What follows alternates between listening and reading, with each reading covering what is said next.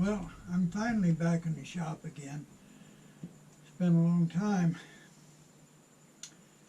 Had the operation. After the operation, I kept on bleeding. I lost so much blood, they had to give me some more blood. They took me off the aspirin, so I've been making blood now. Anyway, I'm going to do today, something I've been promising to do, is re-lube the bearings on the Grizzly G0694 lathe. It's got the tapered roller bearings that need to be re-lubed once a year. In order to re-lube them, use white lithium grease. Comes in a package like this. You can get it at any auto parts store. This is white lithium grease. I got some old one. I'm going to get a little bit out of here, I think. I used this one, I guess maybe 3 times. They go a long way. But that's what I'll be using to grease them with. Got me a pan. Got me some degreaser. Of course, you can use different kinds of solvent if you want. Got a little bit of alcohol to wash the degreaser off. Clean it off when I'm done. Paper towels. Like I said, a pan. I got some syringes. These are not medical syringes. These are industrial oil grease syringes. I'm going to use these to put the grease in the one bearing that I can't take off the shaft. I can inject grease in between the bottoms of the rollers with these. So I'm going to use those. These come from Harbor Freight. They're real cheap. I'm going to use a brush. It's got plastic bristles so they don't come off and get into the bearings. A couple of little pieces of rubber I can set under the shaft so it don't hurt the outer race. And again, like I said, a pan. So the first thing I'm going to do is unplug the lathe, clean it, clean the inside of the cabinet, take your air hose and blow the dust out of the drive, get it all clean, use a vacuum or the dust collector hose, get in there and get it all clean. And after I do that, like I said, I'll unplug it, make sure it's unplugged. That's a biggie. Then I'll start disassembling it. It's unplugged, it's been cleaned. First thing I'm going to do is take what I've got off the back here. Now you might have the hand wheel on it. I got my index wheel on it, so I'm going to take the index wheel off.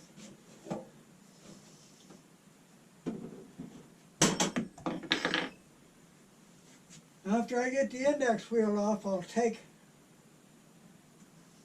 the piece off the front here, and I'll take the lock collar off the back. Normally you have a lock collar, I got the adapter on the front, so I'm going to take these off too. I took in the last video I did, I replaced the lock collar with this adapter so the lock collar ain't here no more. Gets in the way for some chucks and some face plates. You'd have a lock collar like this on it. I've got the adapter. In order to remove it, of course, there's 4 set screws you got to loosen.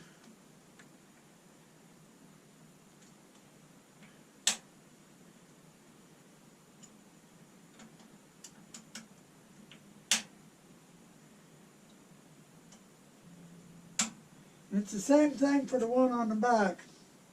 Same way. Then you just slide it off. Might have to get behind it and work it off. Got the adapter off, it slid off. Got the lock collar off the back. I got a lock collar on the back. This is my extra lock collar, the one that come with it originally. So I can put these in the pan and clean them all up.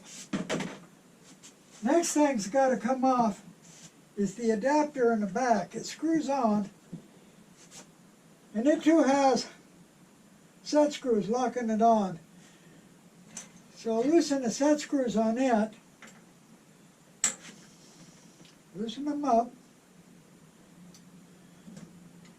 There's only 3 set screws on it.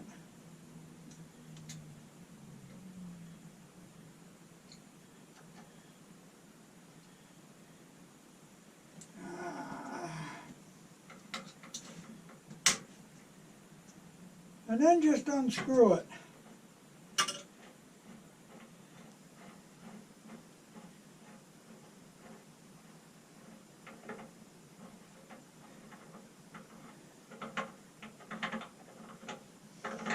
And this is the adapter piece. Comes off. It's got 3 set screws holding it on, just screws on. So I can go ahead and put it in and clean it up. Now the next thing is the nut that holds the shaft together. The nut that holds the bearings in place. This is the nut you tighten or loosen to set the bearings. Now before I took it off originally, I marked the nut and I marked the shaft so I can put it back on exactly the same place it come off. What's left is this nut here that actually holds the bearings, it tensions the bearings. And I've got a mark on it here that I put on the first time I took it apart. I think I'm going to put me another little mark on it because this one's getting old. And then I'm going to loosen and unscrew this piece, and that'll release the whole shaft. If you don't do that, you have to use a dial indicator in the front. I got a dial indicator. I'm going to hook that up when I put it back together just to show. But I got it marked, and it's got also lock nuts on it. So I'm going to loosen taking it off. Like I said, I got it marked so I can put it back exact same spot. I marked the nut and the shaft. Now before I take the nut holding the bearings off, I've got to release the belt. Now I'm going to loosen the belt, take it off the pulley.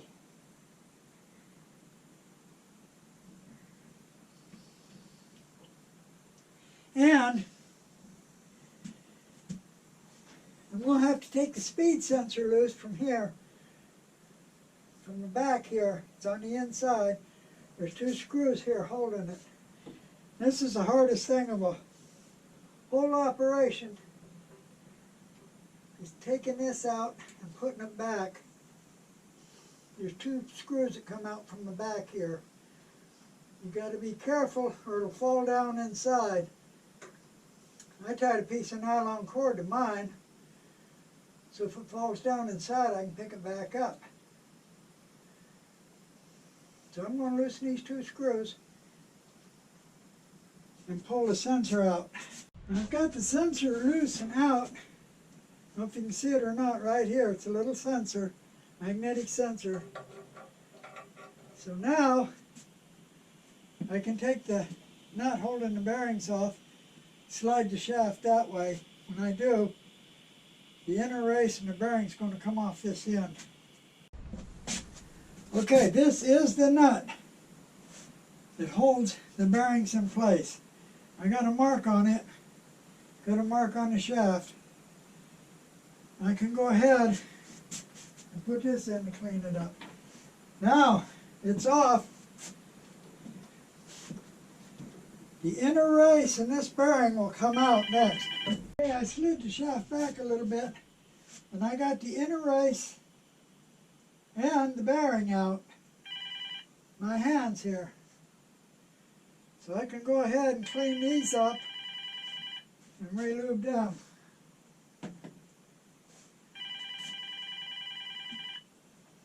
Now I can slide this shaft back and I can get to this bearing. Got this bearing cleaned with degreaser and then use the alcohol to clean out the degreaser. Should have enough grease in this old tube to repack it. So I got to just work the grease into it, which is what I'm going to do. Use my fingers and work the grease all the way into it. This one don't come off the shaft. So I'm going to have to clean it right here. Use a little degreaser and some alcohol and clean it. I'm going to have to repack it. And this one I'm going to use the syringe and put grease down between each of the bearings. So I'm going to go ahead and clean it and repack it. Bearings relubed. I got the outer races cleaned, both sides. Now I got to slide the shaft back in and put the other bearing back on. I'll slide the shaft back in and put this bearing back in, this side.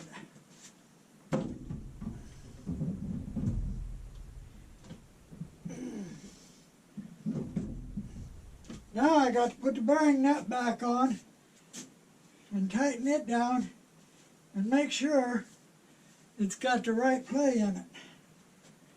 The dial indicator set up.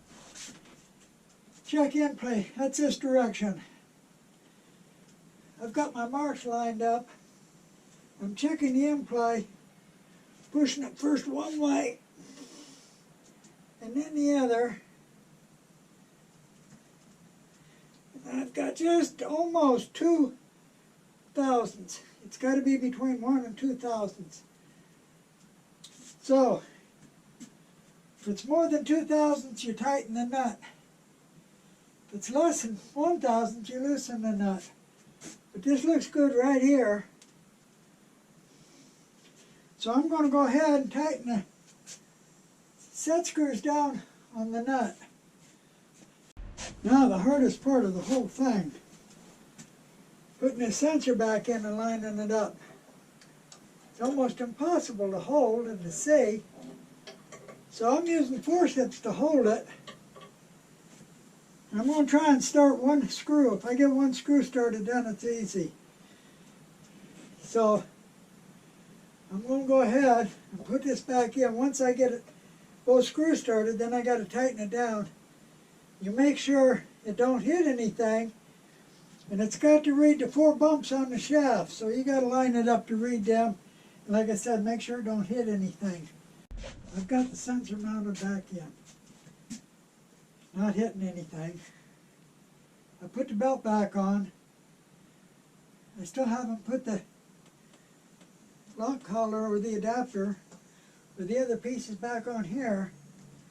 I do have the nut for the bearings locked down. So now I'm going to plug it in and run it and make sure it runs nice and smooth like it should.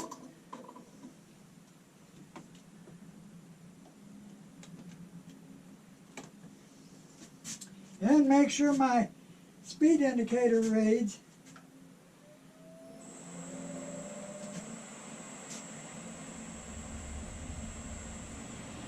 Running smooth, getting a good reading. Getting the reading I'm supposed to. Okay. Unplug it again and finish putting the pieces back on it. I'm going to put the adapter back on here. First I'm going to make sure that these lock nuts are down tight. These screws, lock screws are down tight. This nut. Yeah, they're tight. Okay. Put the adapter back on. Adapts it to 1 1/4 by 8. Put it all the way on.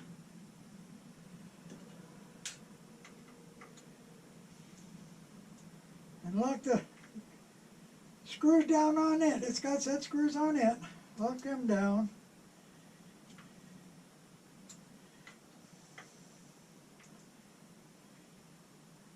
Now, I'm going to put the lock collar back on this end. I'm going to put the adapter back on the front end. Okay, got my adapter mounted back.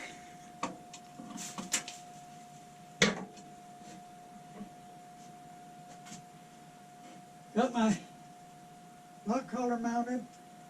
Got my index wheel put back on. And it runs nice and smooth. like it's supposed to. So, it's ready to go again. I'm too hot in here now. I am hot. I'm going to have to go in the house. Only thing left now, put everything away. Most important thing is these greasy towels. I'm going to take them outside, put them in the burn barrel, 55-gallon metal drum, so when they catch fire, I don't care. That's where the fire's supposed to be. Ain't going to hurt nothing.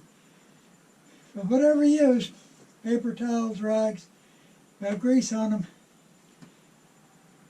put them in a metal container. If you're in the shop, put them in a closed metal container. You don't want a fire. Don't burn your shop down with them. I said, these are going in my burn barrel. Everything else I'll put away. It's hot. It's really hot. Anyway, thanks for watching this little video, and I hope to be making some more pretty soon. Got one I got to do. Got a turning, the bottom's too thin, I got to replace the bottom. Anyway, thanks for watching. Really appreciate those that subscribe. Come back and see my next video.